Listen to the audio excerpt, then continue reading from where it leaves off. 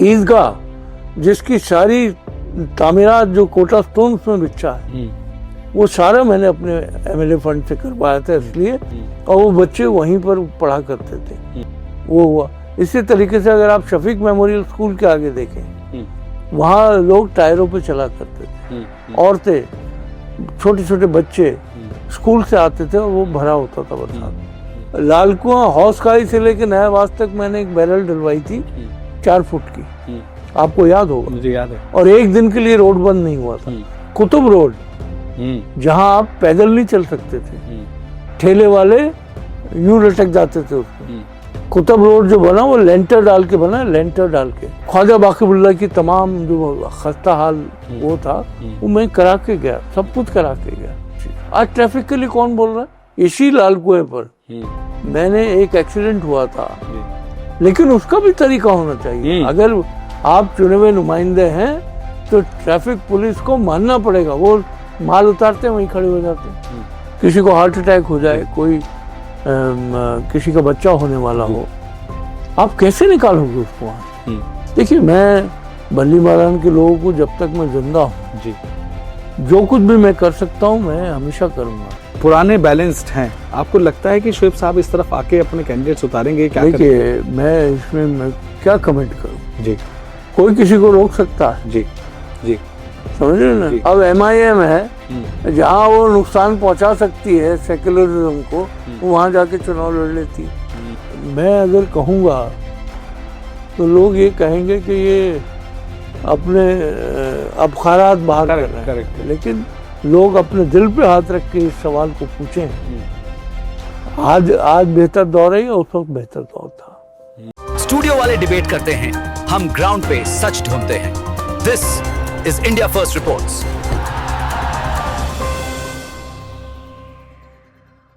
आदाब, नमस्कार, मैं हूं वकार अहमद और आप देख रहे हैं इंडिया फर्स्ट रिपोर्ट्स।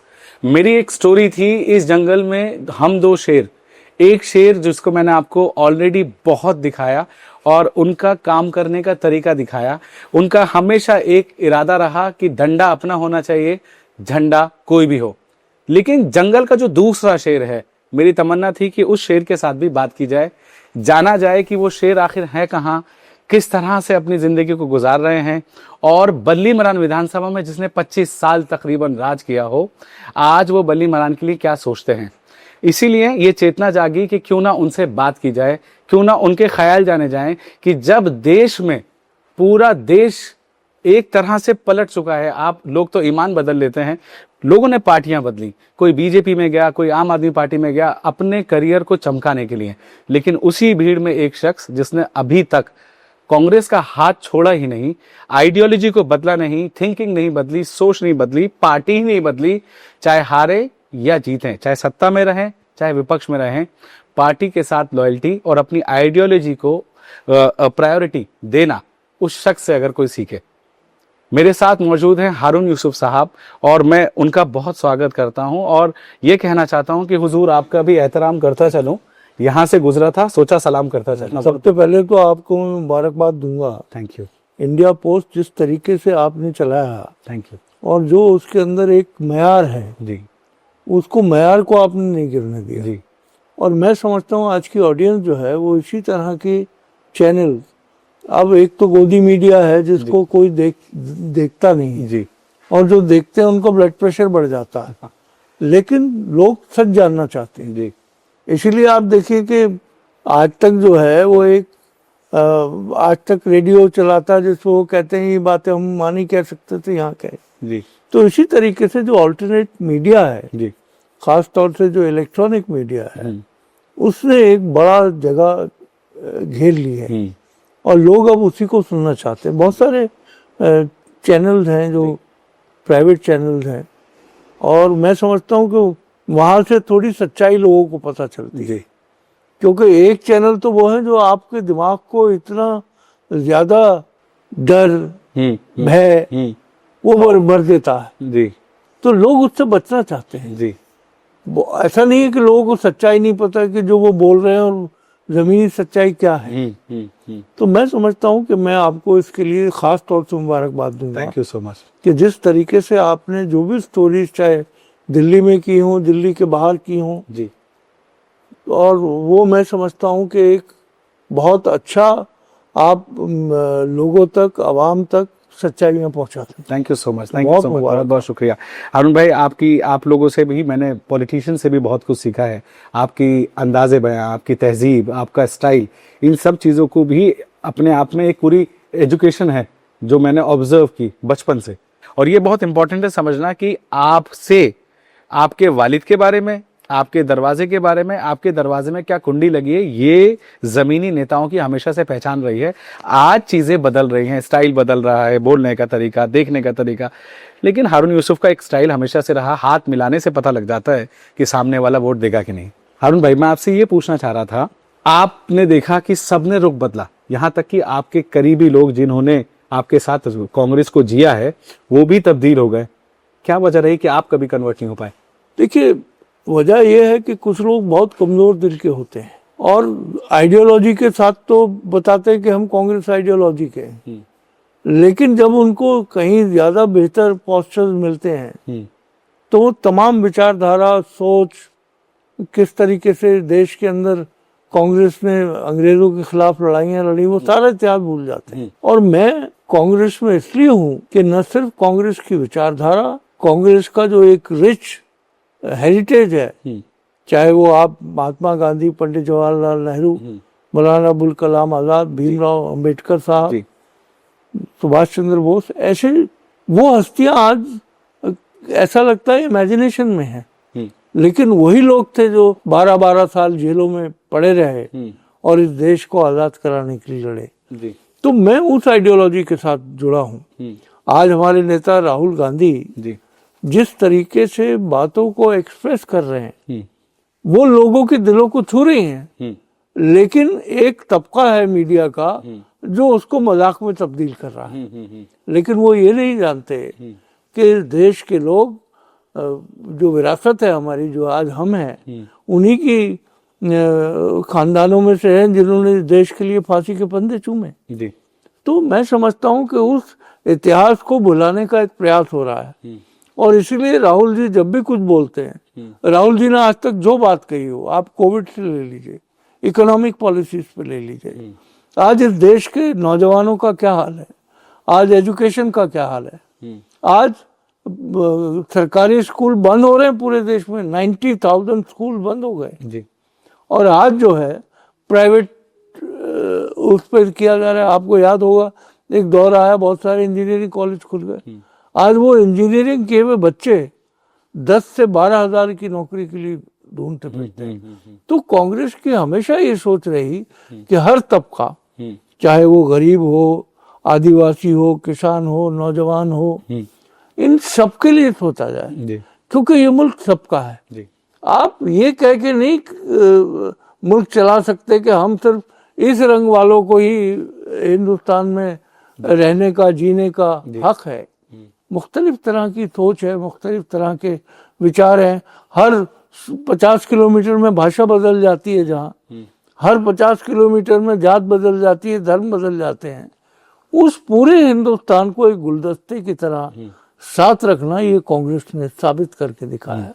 अरुण भाई, मेरा एक सवाल ये था कि जैसे आपने कहा कि मीडिया मजाक बना देती है, मुझे लगता है कि जिस तरह से मेरा ऑब्जर्वेशन है, राहुल गांधी को हर तबका, हर चैनल इस वक्त सीरियसली ले रहा है। जिस तरह से वोट चोरी उन्होंने साबित की, जिस तरह से लोगों का मिजाज उन्होंने बदला, और अभी जो रामलीला ग्राउंड में रैली हुई वो बहुत बड़ा एक उनके लिए सक्सेसफुल रैली मैं कहूंगा। वोट चोरी के ऊपर उन्होंने लोगों को तो जगाया है। आपको क्या लगता है? मैं एक बात बताऊं, राहुल जी ने जो भी बात कही, राहुल गांधी आगाह कर रहे हैं कि अगर इस जमहूरियत के सबसे बड़े स्तंभ जो वोट का अधिकार है लोगों को, जो राजीव गांधी जी ने 18 साल की उम्र घटाई थी ताकि नौजवानों का पार्टिसिपेशन हो, क्योंकि नॉर्मली लोग ये मानते थे, उस समय भी कुछ लोगों का मानना था कि 18 साल के जो लड़का होता है, लड़की होती है, वो एक तरीके से एंटी एस्टेब्लिशमेंट होते हैं। राजीव जी ने इस चीज का बिल्कुल परवाह न करते हुए कि हमारी सत्ता जाएगी, ये होगा, वो जो ट्रू डेमोक्रेसी में विश्वास करने वाले लोग हैं, राजीव जी ने वो फैसला लिया और देश के अंदर युवाओं को अधिकार दिया 18 साल के कि आप वोट डाल सकते हैं। तो आज जिस तरीके का माहौल जो राहुल जी जो कह रहे हैं, ये कोई प्रचार के लिए नहीं कर रहे हो।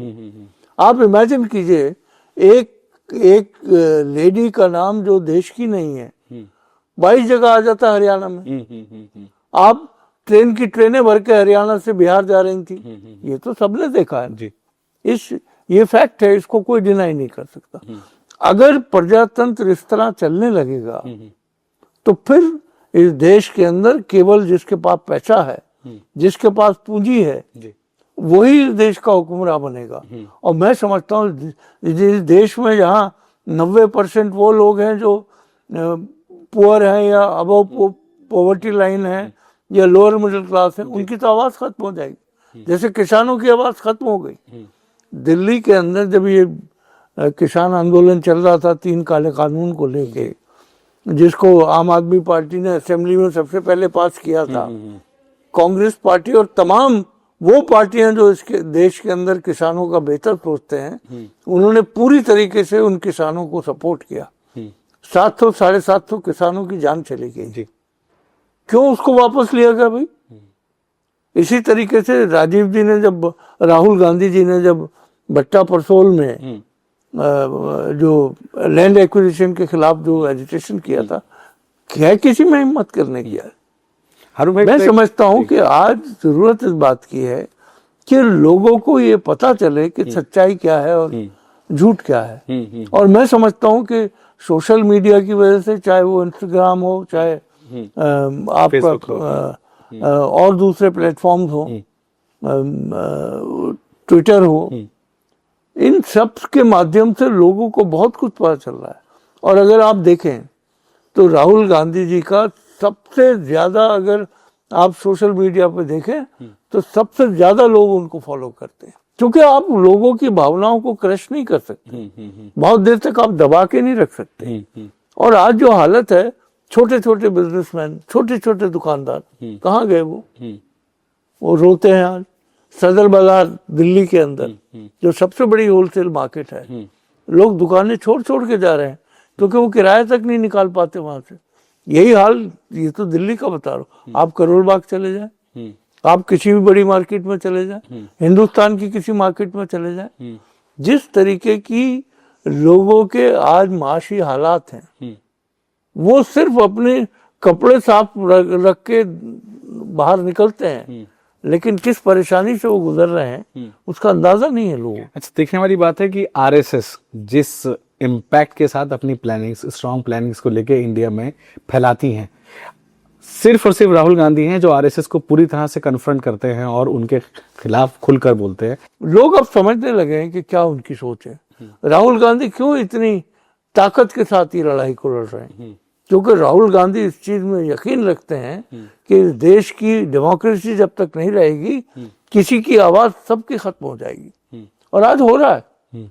बहुत सारे लोग कैमरे के पीछे आप उनसे बात करें तो वो बहुत बहादुर दिखाते हैं अपने आप को, कैमरे के सामने आते हैं तो वो कहते हैं जी बहुत अच्छा है। एक अब आप है इसका मतलब डर है लोगों के अंदर, आप ये कहना चाहते हैं? खौफ है। अब मुझे आप एक बात बताइए, पेट्रोल जो है आज वो कहते हैं कि जो ग्राफ है हमारा, जो महंगाई का जो वो है, वो बिल्कुल निचले स्तर पे। अरे भाई, आपने इतना बढ़ा दिया, जो पेट्रोल 60 रुपए लीटर, 62 रुपए लीटर मिलता था, आज 100 रुपए मिल रहा है। वो किसी हिंदू मुसलमान को नहीं देख रहा। लेकिन आप कह रहे हैं कि देश की इकोनॉमी छा गई है। आज जो दालें थी हर जगह बल्ले बल्ले है, बस ये हर जगह। तो सवाल इस बात का है कि अगर आप, जैसे मैंने अभी शुरू में कहा आपसे कि जो आपका जो चैनल है या इस तरह के जो भी चैनल है, जी, वो जब तक सच्चाई दिखाते रहेंगे, आप वो तमाम मीडिया को लोग देखना पसंद करेंगे। करेक्ट। आज एक भय, डर, खौफ ऐसा तारी है लोगों पे कि पता नहीं क्या हो जाएगा। और आज जिस तरीके से देश की इकोनॉमी है, जिसको हर तरफ गुलाबी दिखाया जा रहा है, वो तो आप देखिए ना, IMF ने, वर्ल्ड बैंक क्या कह रहा है उस पर। करेक्ट। तो राहुल गांधी उन मुद्दों को इसलिए उठा रहे हैं कि ताकि लोग को ये एहसास हो कि हमारा भी अधिकार है जी। उस एहसास को जिंदा करने के लिए जो राहुल गांधी 4-4 हजार किलोमीटर की पैदल यात्रा करते हैं, क्यों करते हैं? इसीलिए करते हैं। और उन्होंने कहा, इस बात को एडमिट किया कि मैं जब 4000 किलोमीटर चला तो मैं नहीं बोला, लोगों ने जो बोला वो आवाज मैंने सुनी। और वो मैच्योरिटी अब उनमें दिखती है, वो चीजें उनमें दिखती है, वो सीरियसनेस लोगों की परेशानी से जब वो जुड़े तब उनको शायद एहसास हुआ, और आई थिंक वो रिफ्लेक्ट करता है, लोगों को इस बात का एहसास है। आप देखिए, जब कोविड के टाइम में हम सब लोग मोबाइल लेके खड़े थे और घंटियां बजा रहे थे चमचे और थाली से, राहुल गांधी तब बोले तो बोले ये तो बिल्कुल एंटी नेशनल बात है। क्या ताली से और उससे कोविड ठीक हो जाएगा क्या? कोविड ठीक होगा? तो इसका मतलब है आज पोल्यूशन है, इस पे भी क्यों नहीं थाली बज रही है? कमाल है। आज लोग, छोटे छोटे बच्चे, बुजुर्ग जिस परेशानी का शिकार हैं, इसके लिए भी ले आओ कि सब लोग अपने मोबाइल की शिकायत तो आपके दौर में भी रही होगी, लेकिन इस बार जो लोग सड़कों पे आ रहे हैं पोल्यूशन को लेके, अस्थमा प्रॉब्लम्स हो रही हैं, और ये काफी लंबा नहीं खींच गया पोल्यूशन, होता था लेकिन इतना लंबा रहा है कि कानून अपना काम नहीं कर रहा है। अगर कानून मुझे पसंद करता है तो मैं जो चाहूं करूं। दिल्ली में मैं पिछले 15 साल से लगातार कह रहा हूं जी कि दिल्ली में जब तक सड़कों की डस्ट, सेंट्रल बस जो है जी, उस पर जो धूल जमी है जी, जब तक उसका इलाज नहीं होगा ये पॉल्यूशन नहीं जा सकता। और आप यहाँ से लेके नोएडा, गाजियाबाद, यूपी चले जाएं, कौन देख रहा है? रेखा गुप्ता को तो पोल्यूशन दिख ही नहीं रहा सर। उन्हें IQ दिखता है, AQI नहीं दिखता। अब मैं बात करना चाहता हूं आपके अपने इलाके की, जहां पर आपने 25 साल दिए। आप पहले 25 साल की बात मुझसे करें मुख्तसर अल्फाजों में, और अब जो वहां हो रहा है आपको क्या नजर आता है, क्या फ्यूचर है वहां का? देखिए, बल्ली मारान एक ऐसा इलाका है जो खाली दिल्ली में नहीं, पूरे हिंदुस्तान, पूरी दुनिया में मशहूर है। बल्ली मारान का जिक्र हर जगह आता है जी। और मुझे जब लोगों ने मौका दिया तो मैंने पूरी ईमानदारी से कोशिश की कि उसको कैसे बेहतर किया जाए। चाहे स्कूल्स हों, चाहे डिस्पेंसरीज हों। लाल कुएं की डिस्पेंसरी थी, वो कबाड़ बनी हुई थी, मेरे ही टाइम में वो उसको दोबारा किया गया। हालांकि मैंने कहा था वहाँ बच्चा बच्चा हॉस्पिटल खोलेंगे हम, लेकिन चूंकि वो हेरिटेज बिल्डिंग में आ गई थी तो उसी लाल कुएं की डिस्पेंसरी के अंदर तकरीबन 42 लाख रुपए लगा था उसमें, और उसको ठीक किया गया था और लोग वहां से दवाइयां भी मिलने लगी थी। आज डिस्पेंसरीज बंद हो रही हैं। बल्ली मारान की एक डिस्पेंसरी है जहाँ पूरे हिंदुस्तान से लोग आते थे, MCD की डिस्पेंसरी थी, वो बंद कर दी गई, बिल्डरों के हवाले कर दी गई। आज आप चश्मा बिल्डिंग स्कूल की बात कर लें, उसके लिए मैंने कहा भी है, लिखा भी है, और वो लड़ाई जारी रहेगी कि जो पुराना स्कूल है वो स्कूल डायरेक्टरेट ऑफ एजुकेशन में जब हमारी सरकार थी तो उसको टेक ओवर करने के लिए हमने कहा था। और ये पानामा स्कूल हुआ करता था जिसको मैं और कपिल सिब्बल साहब ने लड़कर उस वक्त उसकी तामीर कराई थी। वहाँ पुलिस चौकी होती थी और वो पुलिस चौकी का हटना नामुमकिन था। और मैं ऑन रिकॉर्ड कह रहा हूँ, उस समय के police commissioner BK Gupta ji को जब मैंने कहा कि यहाँ आप कहते हैं कि मुसलमानों में तालीम नहीं है, बच्चियां नहीं पढ़ रही हैं, मैं कहा सबसे ज्यादा जो मुस्लिम माशरे की जो बच्चियां हैं वो पढ़ना चाहती हैं। और मैंने कहा अगर वो आप चौकी बनाए रखेंगे तो वो स्कूल की जगह तो गई। आपको हैरत होगी कि 3 हफ्ते के अंदर BK गुप्ता जी का, आज भी मैं इस मामले में जो कमिश्नर दिल्ली के थे पुलिस के, उन्होंने 3 हफ्ते में वो खाली कराई चौकी। और फिर उसमें हमने स्कूल बनवाया, कपिल सिब्बल साहब और हम रेगुलर उसको विजिट करते रहे। अब चश्मा बिल्डिंग स्कूल को कोशिश की जा रही है उनके मालिकान को दे दिया जाए, क्यों ना एक और स्कूल वहां रहे। आज हमारे यहाँ बच्चियां, अब जैसे राबिया स्कूल है, जीनत महल स्कूल था जो खंडर बन चुका था, उसको मैंने पूरी तरीके से उसके अंदर पैसा लगा के, उसमें पानी लीकेज था दीवारों में, बैल्कनीज गिर रही थी, वापस वो हालत आ गई है उसकी। कोई आज तक बात नहीं करता कि क्यों इन स्कूलों की हालत बेहतर नहीं हुई। 11 साल आम आदमी पार्टी की सरकार रही, क्यों नहीं कर पाए? क्यों कौमी स्कूल आज भी ईदगाह में चल रहा है? कौमी स्कूल के लिए तो ये कहा था कि हम एक बार पावर में आ जाए तो हम 2 साल में इसको कर तो दें। पावर तो आई थी और पावर चली भी गई। तो ये जिसको हम कहते हैं ना गोगिया पाशा टाइप का, एक जादूगर होता था गोगिया पाशा, जी। वो आपकी जेब में रुमाल डालता था और हाथ में कबूतर दिखा देता था।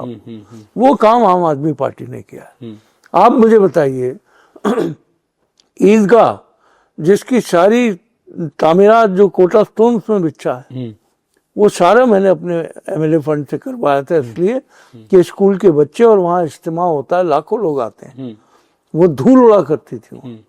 ऐसा लगता था गुब्बारे उड़ रहे हैं धूल के, और वो बच्चे वहीं पर पढ़ा करते थे। जब ये चुनाव लड़े जो मौजूदा एमएलए हैं बल्ली मरान से, तो इन्होंने कहा कि मैं इस बार तो 1 साल में बनवा दूंगा। आज तो 11 साल हो गए, नहीं बन पाया स्कूल। शफीक मेमोरियल ठीक करा दिया जाएगा, नहीं हुआ। मैं आपको बड़ी एक बहुत सारे लोगों को मैं ज्यादा इन चीजों की बातचीत नहीं करता हूँ। शफीक मेमोरियल स्कूल में जो अल्लाह बख्शे पीएम सईद साहब होम मिनिस्टर थे, उनको जब मैंने कहा जी यहाँ पर ये स्कूल बहुत अच्छा बन सकता है और वो हेरिटेज स्कूल है, उसको उसी तरीके से डेवलप किया जा सकता है। उन्होंने कहा कि मैं हर साल 2 करोड़ रुपए दूंगा जो मुझे एमएलए फंड एमपी लेट से मिलते हैं, एमपी को जो पैसा मिलता है, और 3 साल में 6 करोड़ के आसपास हम दे दें। वहाँ इतनी पॉलिटिक्स हुई, उसके बाद ये चुनाव आया, हम चुनाव से बाहर चले गए। तो मेरा कहने का मकसद ये है कि जो बुनियादी मसाइल हैं, लाल कुआं हौस खाई से लेकर नयावास तक मैंने एक बैरल डलवाई थी 4 फुट की, आपको याद होगा? मुझे याद है। और 1 दिन के लिए रोड बंद नहीं हुआ था। आज वो बैरल ऊपर तक भर गई है, और वो डलवाई इसलिए थी कि तमाम फराश खाना हो, तो गली चाबुक सवार हो, मीर जुमला हो, लाल दरवाजा हो, इस पूरी जगह पे जब सुबह पानी आता था तो गलियों में पानी खड़ा हो जाता था। चाहे गली चाशीरी देखी, जी। गली चाशीरी में मुझे याद है, मैं जब उस समय एक बार राउंड पे जा रहा था, लोग बच्चों को रिक्शा से लेके बाहर तक आ रहे थे, और फिर वो रिक्शा अंदर जा रही थी खाली, क्योंकि वहां पानी भर जाता था। मैंने इंजीनियर्स को कहा, मैंने कहा चाहे कुछ भी करना पड़े जी, इसको ये प्रॉब्लम नहीं चाहिए। उन्होंने कहा जी इसमें 2.5 फुट के आसपास हमको कंक्रीट डालना पड़ेगा। मैंने कहा 5 फुट डालना पड़े, वो हुआ। इसी तरीके से अगर आप शफीक मेमोरियल स्कूल के आगे देखें, वहां लोग टायरों पे चला करते थे, औरतें, छोटे छोटे बच्चे स्कूल से आते थे, और वो भरा होता था बरसात में।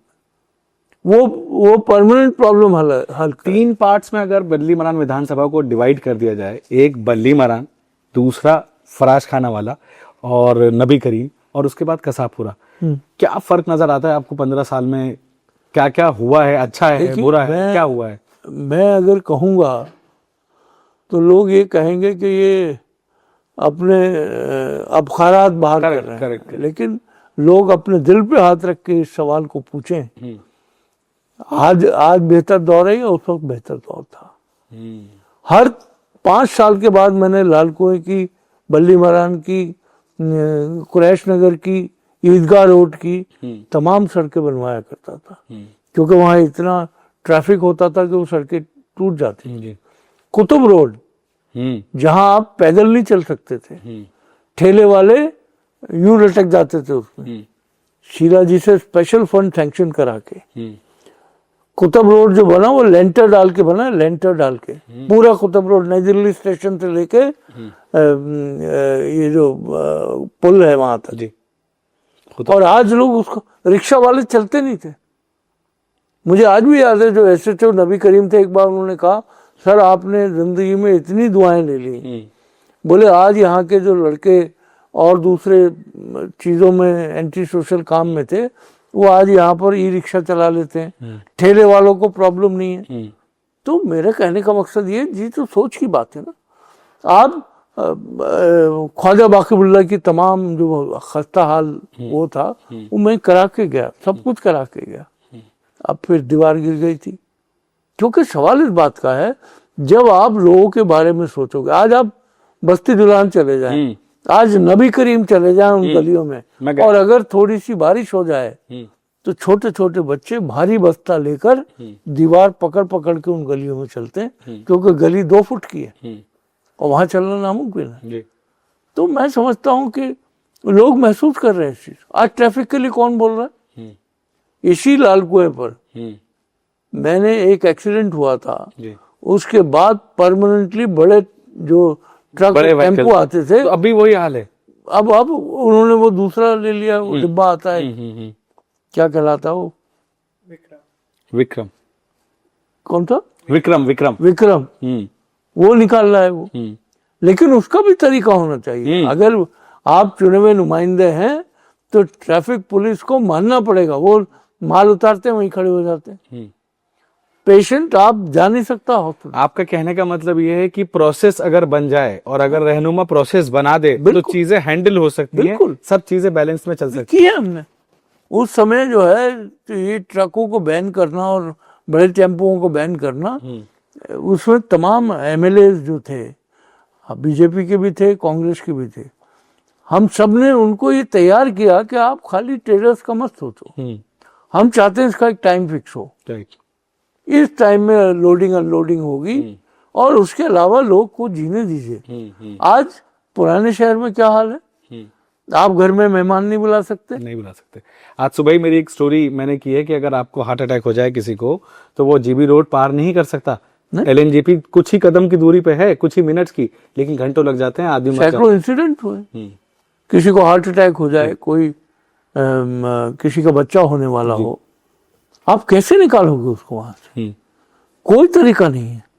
तरीका होता है कि आप ईमानदारी के साथ लोगों के लिए, लोगों को साथ लेके जब आप एजिटेशन करते हैं, तो चाहे पुलिस डिपार्टमेंट हो, चाहे एमसीडी हो, चाहे दिल्ली गवर्नमेंट हो, उन्हें सुनना पड़ेगा। आप हमने बोलना बंद कर दिया। हारून साहब, आपका जो कैडर जिसने आपको 25 साल अपनी पलकों पे रखा, आज वो कहीं खो रहा है, आज वो ये अकेला महसूस कर रहा है, या समझिए कि बेबस महसूस करता है कि जब वो सोचता है कि हमारा रहनुमा दोबारा जीते, कांग्रेस दोबारा रिवाइवल हो, एटलीस्ट बली मरान विधानसभा में वो सब लोग जाए, उनके लिए क्या मैसेज है आपके पास? देखिए, मैं बली मरान के लोगों को जब तक मैं जिंदा हूँ जी, जो कुछ भी मैं कर सकता हूँ मैं हमेशा करूंगा। अभी इसी चुनाव में लोगों ने बहुत मोहब्बत के साथ वोट दिया जी, जी। लेकिन जिस तरीके से वोटों की तकसीम की दुआई दे के कि फलाना जीत जाएगा, फलाना हार जाएगा, और केजरीवाल अगर जीत के नहीं आएगा तो फ्री बिजली कैसे मिलेगी? केजरीवाल अपने जेब से दे रहे थे वो पैसे, वो आपके हमारे टैक्स के पैसे हैं जो दिल्ली के लोगों को दिए जाते हैं। लोगों को कहा जाता है फ्री पानी। उस फ्री पानी ने आज दिल्ली के अंदर हर घर में 50 रुपए का पानी खरीद के पीते हैं लोग। दिख रहा है। मैंने एक स्टोरी की है कसापुर में, तो स्पेशली मैंने आपकी बल्लीमार विधानसभा में कसापुर इलाके में बच्चे छोटे छोटे गैलन्स लेके, आप उन लोगों से ही पूछे, मेरे टाइम में मैंने वहां पानी पहुंचा दिया। एक लाइन आती है रामलीला ग्राउंड के अंडर ग्राउंड रिजर्वायर से, वो लाइन में कुतुब रोड तक ले आया, उसको क्रॉस होना था, उसके बाद से वो लाइन ऐसे पड़ी है। जो आपने देखा होगा बोरिंग सिस्टम आ गया है। बोरिंग सिस्टम ये एक अल्टरनेट है, ये कोई परमानेंट बिल्कुल नहीं है। ऑल्टरनेट ये हो ही नहीं सकता, क्योंकि जमीन के पानी में जो आज से 20, 25, 30 साल पहले जो पानी होता था, आज सारा प्रदूषित हो चुका है। आप पानी जो है उसके सौते तो वही मिलते हैं जो जमुना के अंदर झाग बहते हुए आप देखते हैं, वो प्योर केमिकल है। और मैंने जहां जहां भी बोरिंग कराई, मैं उसका पानी की टेस्टिंग कराई, बाकायदा सॉइल टेस्टिंग कराई कि कहीं कोई बच्चा गलती से ना पी ले उसको। तो जो पीने लायक था, जो घर के इस्तेमाल लायक था, वहां तो हो रही, चाहे कूचा रहमान है, लाल कुआं है, कटरा आलमबेग है, बारादरी है, इन सब जगह जो बोरिंग मेरे टाइम में हुई थी वहीं से पानी आ रहा है। सवाल इस बात का है कि आप बोरिंग की लाइन लगा देंगे, एक ही सड़क पे 10 जगह बोरिंग कर देंगे तो आपको पानी नहीं मिल सकता, और वो पानी जो भी मिलेगा वो गंदा होके मिलेगा।